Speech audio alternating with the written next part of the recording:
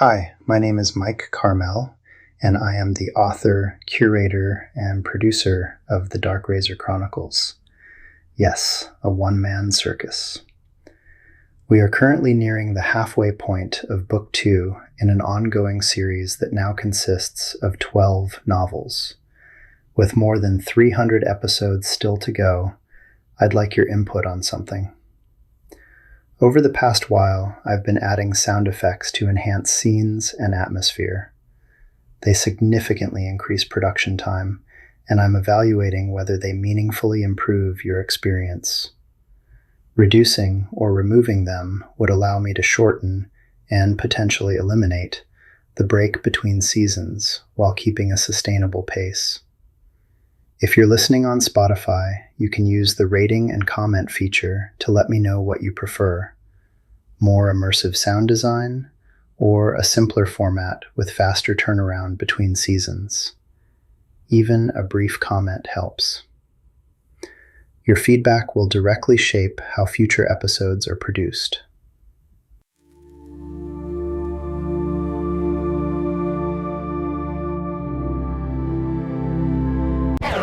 All right, my new best friends, gather round, 'cause if you missed last time, oh boy, it was something. I mean, I've known Sharael a long time, like a handful of days, but man, does time drag on with her. Picture this: Sharael bleeding all over the floor. Again, drawing fancy circles like she's decorating a murder cake, chewing on some finger food while Cullen's looking like he's about 2 heartbeats from fainting. And me? I'm sitting right in the middle of it all, trying not to sneeze. Or squeeze out another. So what happens? She summons herself a Magnificum, right? Only, plot twist, it ain't no Magnificum. Nope, it's Juhada freaking Iskarot, Archdemon, the Betrayer, one of the big nasties, real upper management evil. The kind of fella who makes volcanoes nervous. And instead of running like any sane creature would, I mean, you can't run from someone like that anyway. Sharael makes a deal with him. Yep, help us get to the garden, and you can hang out here eating souls till your teeth fall out. Brilliant plan. 10 out of 10 for courage. Maybe a little less for morality. Meanwhile, I'm making friends. You know, just in case. Waving at the demon. Sharael looks back at me. I think she winks. Or blinks. Or squints. Hard to say with her. Always tomato-faced and snotty-nosed. Anyway, that's where we are, folks. Blood circles drawn, bargain struck, and one very cranky archdemon tapping his hoof, waiting for showtime. What could possibly go wrong? Sharael Maldine.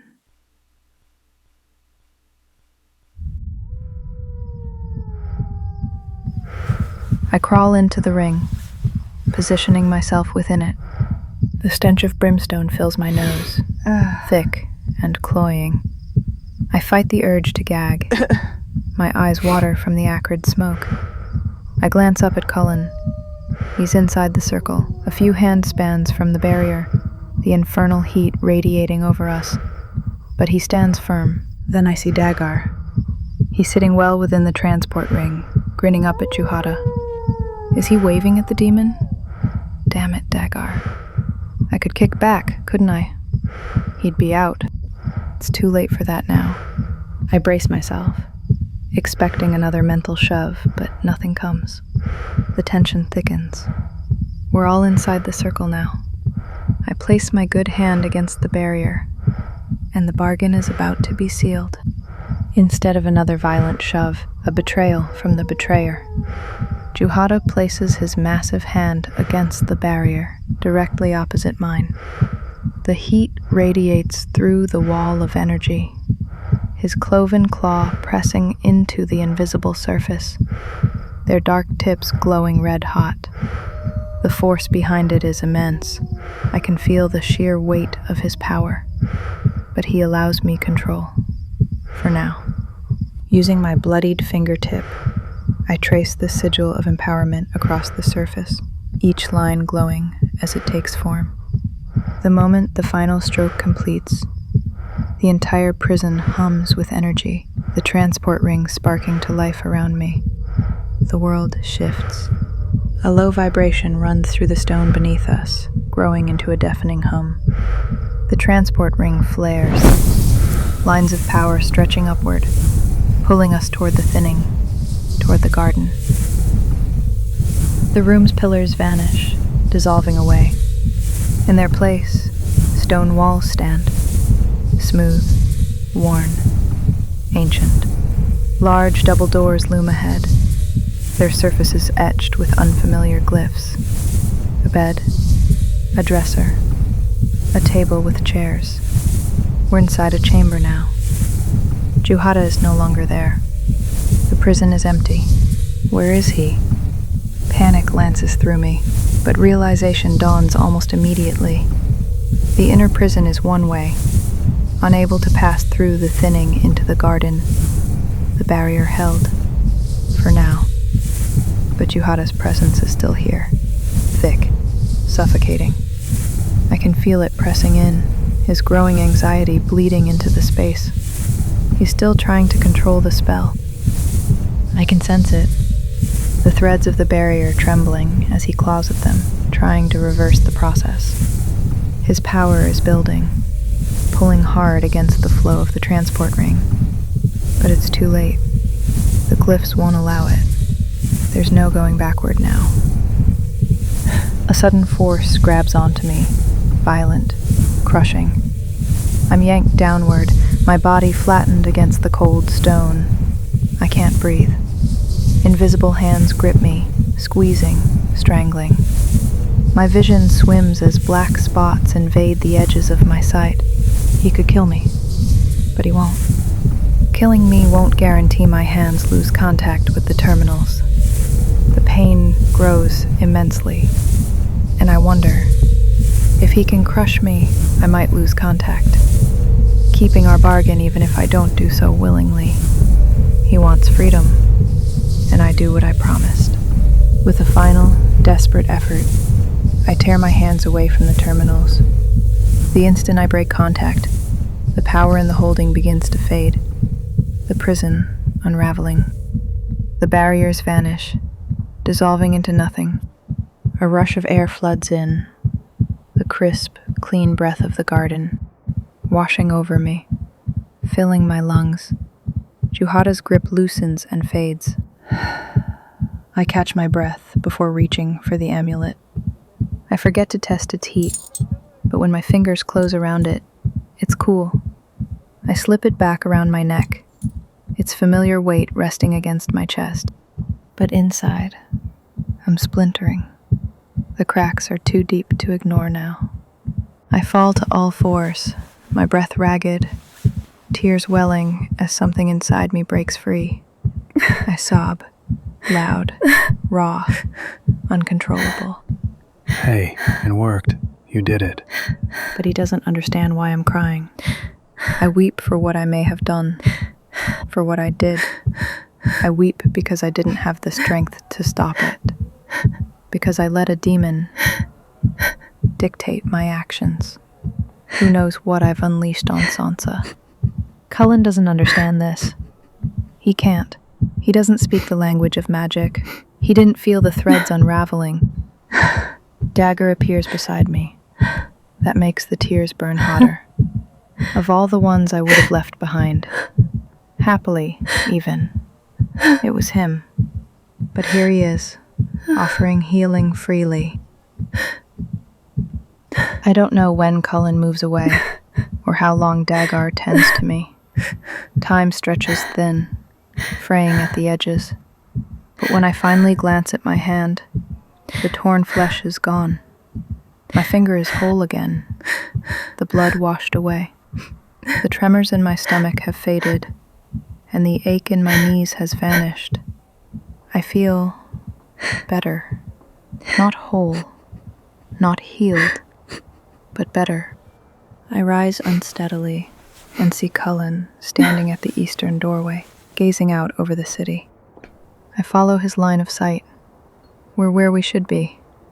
The top room of the temple in Larose. It is an enclosed apartment of the High Priestess. I compose myself as best I can. Come, I whisper. Cullen returns to my side, and I lead him toward the western doorway. I hesitate there, looking out over the city sprawled below. It's familiar, yet different. The sky is darkening. Night has only just fallen. The moon has waxed, and from this height, torches and standards dot the city like glittering veins.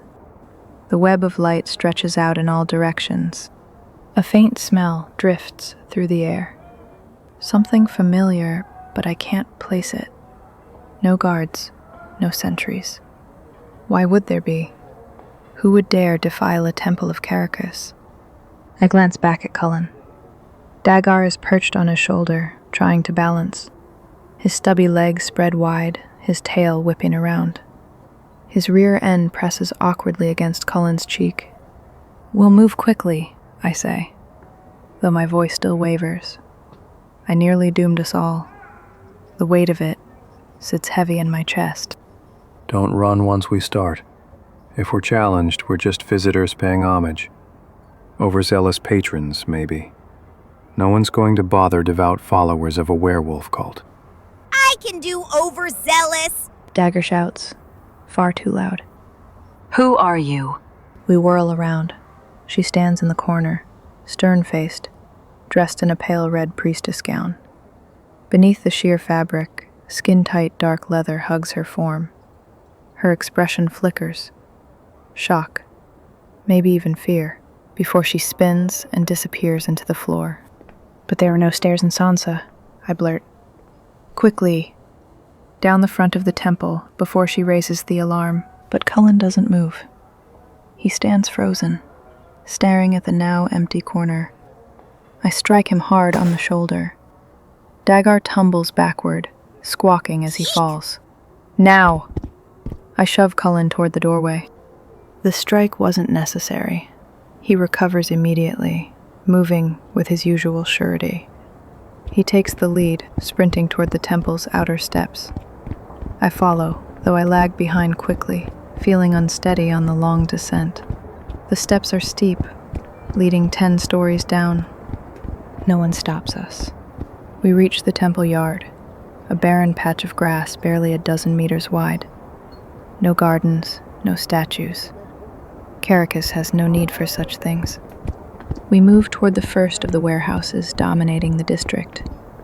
I keep listening for the inevitable. Alarm bells, shouted orders, the heavy tramp of boots. Nothing. Just the echo of our own footsteps on the cobblestones. The streets are nearly empty at this hour. Those few who pass us barely glance in our direction. We turn down 2 streets, then a third, a fourth. Finally, Cullen slows his pace. I reach for him, breathless, more from fear than anything else. "Are you all right?" We stop, and he turns. DagGar collides with Cullen's chest like a sack of flour. Cullen stumbles backward, slamming into the side of a warehouse, clutching DagGar tightly. "Are you all right?" I ask again, though now I see the look on his face. Disturbed. Angry. No. Cullen snaps, peeling DagGar off and tossing him onto his shoulder, pointing back toward the temple. That woman. That's the woman from my dreams. The one with that beast, the demon. His words stop me cold. "You said dreams?" I ask, my voice tight. What? He's still staring at the temple. You said dreams, plural. You've only told me about one. How many have there been? 3. 3? My heart sinks. Who is she? As if I'd know. She looked like a high priestess, though she bore no resemblance to Mara Defoe, the last woman I remember holding that title. Mara had been a desperate vagabond, clinging to a dying religion. Frustration bubbles up. "Damn it, Cullen! We can't afford this. We have to get out of here." But he's not listening. Still staring at the temple between buildings, confusion clouding his features. "Cullen, we need to go, and you have to tell me more about these dreams." That seems to break through. He nods. He reaches for my elbow, trying to guide me forward. I pull away, refusing the gesture. I would have followed without it. Can you act like a cat, DagGar? Can I act like a cat? Woof! No, wait. Meow? I cringe. Good enough. And lose the hat. We walk quickly. DagGar crouched low on Cullen's back, claws digging into the leather breastplate for balance. And the searcher hat is gone. That woman, the one who spoke another language, she's been in all the dreams? He doesn't answer. That makes sense. She's his facilitator, the High Priestess. Her job is to recruit. But I can't shake the unease curling in my chest. Why hasn't he told me this before? I grab his shoulder, yanking him back. DagGar tumbles forward, claws scratching at Cullen's armor. He spins, hand going to his sword before he sees it's me, then relaxes. Why didn't you tell me this? Because I thought they were just dreams. What happened in them? Tell me. They were all the same. I'm at the temple alone, sitting on the altar at the base of the stairs, waiting for something. Then she comes, always from the top, down the stairs, from a room like the one we just left. She speaks words I can't understand, and every time she gets angry, frustrated, and I wake. I swear under my breath, Drit. Cullen, you have to tell me these things. You were bitten. Every dream, every sign, everything matters. He looks me in the eye. All right, I promise. But you have to make me the same promise. Tell me everything. The words hit hard. Of course, I say quickly, too quickly, because I won't. He seems satisfied. I remember, with a queasy stomach, his words about trust. He reaches for my hand and pulls me forward again. DagGar scrambles back up Cullen's leg, settling onto his shoulder once more. I take deep breaths, letting the cool night air soothe my racing thoughts. We walk side by side, hands still intertwined. For a moment, just a moment, it almost feels like a peaceful evening stroll, like none of this is real, like we could be anyone, if not for the armor, the swords, the looming threat of everything we've seen and done. I hold on to that moment for as long as I can. Cullen, Avon. The woman from my dreams is real. I've seen her in the flesh, and she's seen me. I know she recognized me by something reflected in her eyes. Fear? What does she think? That I'm here to harm her? Or does she realize it's only coincidence? In that first moment, I didn't even recognize her. Maybe because this time she wore clothing. It reminded me of the women from Parton, diving for shellfish off the cliffs of Siren. Simple, tight, functional. Except this wasn't fabric. It was dark leather, hugging her form, with a sheer red veil draped down the front, nearly reaching her ankles. Does she live in the temple? Of course she does. Where else would someone who serves a demon live? I glance over my shoulder. DagGar shifts, avoiding my chin as my week-old whiskers brush through his fur like a comb. The temple's peak is still visible between the alley walls behind us, illuminated by hundreds of torches. It looks almost identical to the one in Sansa. But this version, still bearing the likeness of the demon Caracas, has an enclosed upper level, unlike Sansa, where it was open to the air. 4 versions of the temple now. 3 of them in Larose, 2 bearing Caracas' likeness. I could go back during the day, speak with her. The thought itches in my mind, like the bristles on my chin. I scratch absently, running my fingers through the whiskers. Would she agree to meet me? She seemed frightened, shocked even. But why? Did she think I meant her harm? Maybe. Would I? If I returned, I could ask her to meet me outside the temple, where guards, if she has any, could keep the peace. I rub my chin again. Combing my beard through DagGar's fur seems to have irritated the skin. I've never gone so long without shaving. It feels strange. Dad taught me to shave daily the moment my first whiskers appeared. 13, 14. It feels like a lifetime ago. I remember that day. He'd pointed out the fine hairs on my jaw and handed me a razor with a simple nod. No fuss, no pride, just another duty. He always insisted it was for battle. Beards were a weakness, something an enemy could grab in close combat. But I suspect it was more about image. In Parton, where many followed Da's example, a clean-shaven face became a mark of pride. In a city of grand beards, the Avens went bare-chinned. I rub my whiskers again.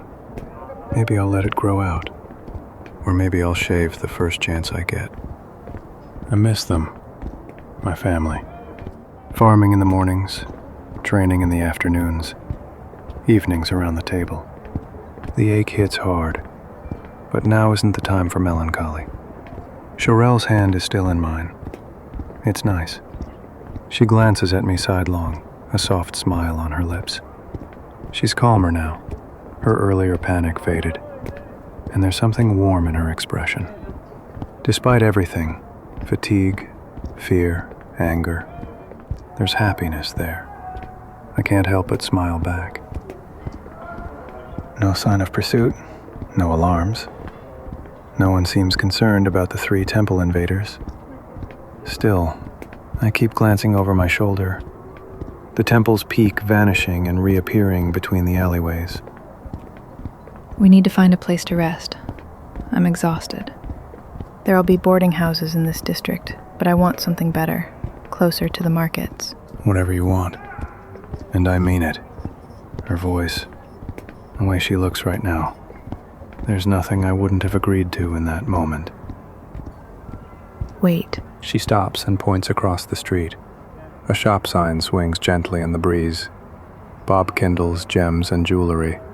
Brown wood with red letters outlined in green. A smaller sign in the window reads, Money Changer, Competitive Rates. We need coins. I still have everything I started with. Gold, silver, a decent sum. Yes, but we need to buy a lot of things. You think market merchants will have change for gems? Best to change it now. Her eyes glint with excitement, almost like a child about to embark on an adventure. All right, we'll change yours. I'll keep mine in reserve. Less chance of being a target for pickpockets. She smiles. Wait here. She seems to want to do this herself. I lean against the shop front, DagGar perched on my shoulder. We listen to the muffled sounds inside. Pleasant voices. No signs of trouble. What will you pay for it? I keep watch down the street, but there's no indication of pursuit. That sounds fair. A quarter hour passes before Sharael returns, hefting 2 bulging purses. She hands me one. The weight pulls at my arm. How much did you get? Her smile falters for a moment. Did I sound disapproving? I didn't mean to. That little red fleck of a gem turned out to be worth quite a bit. I study her. There's something behind that smile. Worry, maybe? Doubt? You think you got rooked? My hand moves instinctively to my sword. She shrugs. Maybe. Mr. Bob Kindle smiled as wide as DagGar. But I don't care right now. We have 490 small between us. I nearly choke. That much? And a note for 2,000 more. 2,005 small. That's a fortune. I try to remember the gem she mentioned. Just a tiny speck, barely bigger than a fingernail. Who had the orcs robbed? Bob Kindle said he'd have large dollars for us tomorrow. All he had on hand were $10 bars. I hiss under my breath. Sharael, those are ingots. That's too much. What are we going to do with all this money? She gives me that innocent look again, like a child showing off a drawing they know isn't perfect, but hoping for praise anyway. I let out a huff, then smile. We'll figure something out. We need everything, after all. Still, I can't believe a jeweler would pay so much for a gem so small. He seemed surprised to see a gem that size. Everything he had was tiny, like coarse sand. So large gems are rare here. That could explain it. I start pulling my amulet from beneath my breastplate. DagGar quivers on my shoulder, sensing my intent. But Sharael places a hand on mine, stopping me. I know it sounds foolish, but if you look now, we'll be off chasing the razor. Whoever has it can't elude us. Just let's spend a night as us. Her words hit me harder than I expect. The razor has been her only priority since we met. Now she wants to set it aside. More than surprised, I nod, letting the amulet fall back beneath my armor. DagGar relaxes, though I can tell he's disappointed. But I got my answer. As Sharael's hand touched mine, I saw it. The faint red glow of the amulet's reflection. The razor is here, in the garden. But how far? We wander the city for hours, careful to make sure we're not being followed by anyone from the temple, or more likely thugs sent by the money changer. I keep those thoughts to myself. Sharael moves with renewed purpose, leading us deeper into the city, toward the markets. By morning, these streets will be alive with vendors and noise, but now they're nearly empty. The air is thick with the sour stench of spilt drinks, vomit from sickened drunks, and the sharp bite of urine. It makes me grimace. None of this would have been tolerated in the Larose of my time. The peacekeepers would have seen to that. A few vendors linger, packing up their stalls, while a handful of late-night customers search for last-minute deals. It must be near 2200 hours. I glance up. The moon hasn't risen above the buildings yet, and I can't see Eliane's star. But the western horizon still holds a sliver of red, the last traces of sunset. DagGar moves with eager excitement, his tail swishing, eyes darting from inns to taverns. He's probably hoping for a hot meal and a warm bed, same as me. His enthusiasm is infectious, and I realize I'm actually looking forward to a good drink and anything softer than a dungeon floor to sleep on. We pass 2 inns before Sharael finally stops. Her eyes brighten, and she grabs my hand, pulling me forward with a grin. The Crowned Gimlet, I read aloud. Odd name for an inn, but she's clearly taken with it. The door creaks open into a narrow hallway, packed with people, some with drinks in hand, others puffing on pipes. One man carries a half-eaten sandwich, crumbs trailing down his front. We push through the crowd until the hallway opens into a large common room. At first glance, it looks lavish, more luxurious than the taverns I'm used to. But the illusion doesn't hold. The walls are faded, the paint peeling. The furniture, though intricately woven to look like it was grown rather than built, is worn and dented. Cracked floor tiles reveal aged gray boards beneath. Dusty trinkets clutter the rafters. An old spinning wheel, a stuffed raccoon, even a tiny canoe, all coated in cobwebs. It's a room built on gimmicks, luxury for those who've never actually seen it. Still, the place is full. Pipe smoke thickens the air, mingling with the aromas of roast meats and spiced vegetables. It's all very comforting. She heads straight for the bar, squeezing into a gap between patrons. 2 ales, my good man. I nearly laugh at her enthusiasm. The barkeep thunks 2 mugs onto the counter, foam spilling over the rims. 2 ales, He echoes with a wink to nearby customers. Sharael slaps down a small ingot. My stomach twists. She's inviting trouble. The barkeep's eyes widen. Gods, lass, don't you have anything smaller? I can't change that. Oh, sorry. She swipes the ingot away, fumbling in her pouch before pulling out a silver penny. The barkeep chuckles. That's better. He digs into his pocket, counting out coppers. 8. He says, slapping them onto the counter. She reaches for the coins, but he leans in, whispering something I can't hear. My hand moves instinctively towards my sword, but then Sharael nods.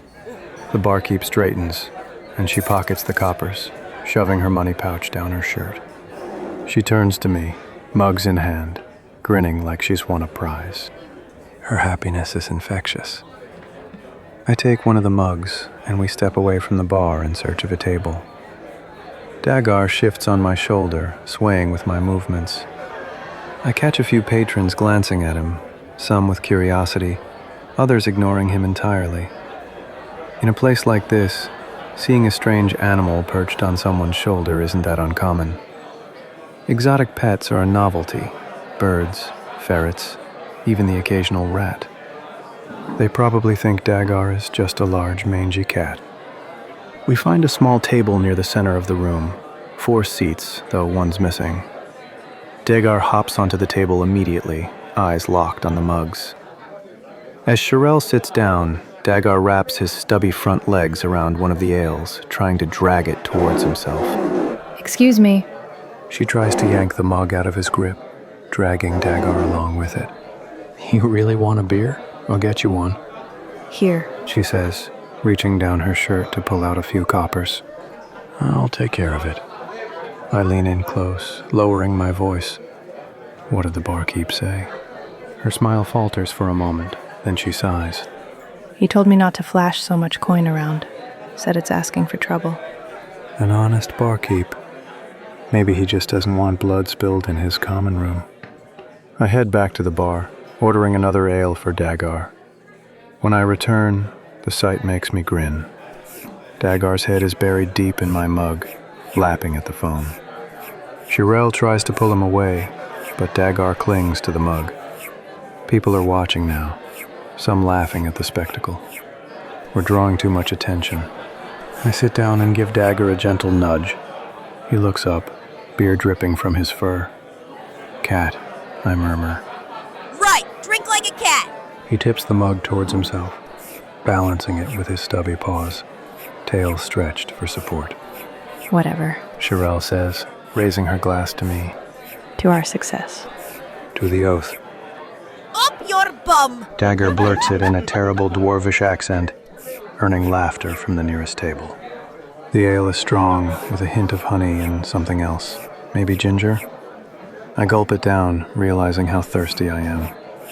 When I set my mug down, it's already half empty. She lowers hers, grimacing. You've never had strong beer? She shakes her head, voice light and innocent.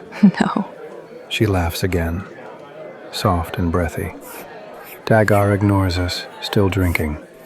What do you drink with meals? Just water. I must seem like such a child to you. I've never had the chance to try. She scrunches her nose and glances at her mug. I really thought it would taste better. Everyone seems to like it so much. It gets better with each sip. But surely you've had small beer. It can't taste much different from this. I've never had it. I don't understand why people even drink it. Never had small beer. That's odd. Everywhere I've been, it's a staple. The only thing most people drink during the rainy season when the water turns murky. Even children. I shrug. People on the island grow up with it. I'm sure it'll grow on you. Really? Like a fungus. I chuckle. It's not that bad. I've had worse. The first sip is always a bit of a shock, but give it a few more and it'll settle. I nod toward her mug. Now come on, drink up. I'm beat and you must be too. But won't there be singing? I scan the room. Most of the patrons are drunk by now, slumped in their chairs or mumbling over their drinks. No, I think if you wanted singing, we'd have had to get here a few hours ago. No players, and the crowd's quiet. She tries to hide her disappointment, but I catch it. What, first time singing too? She starts to answer, then stops herself. Look, I promise, when the chance arises, we'll get some singing and dancing in. Oh, not dancing. She blurts out, suddenly wide-eyed. I don't know how to dance. I know. It was a guess. I'll show you when the time comes. I take 2 big gulps, leaving my empty glass on the table. Sharael tries to follow my lead. 1, 2, 3, 4 gulps. When she sets her half-empty mug down, her face twists in revulsion. That might have been a bit hasty, I say, grinning. Hasty. She echoes, blinking rapidly. The beer's already hitting her. Strong stuff. If this is her first proper drink, it's going to work fast. Let's get you something to eat. I raise a hand, flagging down a passing barmaid. She nods, weaving through the crowd. What can I get you, mister? Mister? That's a first. What do you have for dinner tonight? We might have some roasted veg left, but that's about it. Supper's been done for hours. That's fine. Another 2 beers and a small, please. The barmaid gives me a knowing smile, glancing at Sharael's flushed cheeks. Right, mister. 2 beers, a small, and 2. DagGar's mug thumps loudly on the table. Better make it 3 plates. She grins at DagGar, 3 it is, mister. Be back with the beers. pulling out some more coins. Your next beer will go down easier. Sharael takes better to the small beer and even offers me a taste. It's sweeter, less bitter, closer to what my mom used to give me as a child. The thought makes me smile. This is what she expected. The barmaid returns with 3 plates. You're in luck, mister. The cook likes cats. By that I mean to pet, not serve. After I told him about your puss, he dug out some cold roast, even heated up some gravy for you.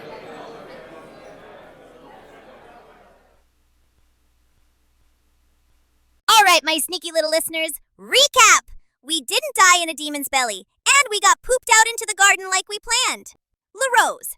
Then a stern lady in Priestess Red did the "now you see me, now you don't" down some stairs that weren't there in the Sansa version of the temple. Cullen recognized her from his dreams.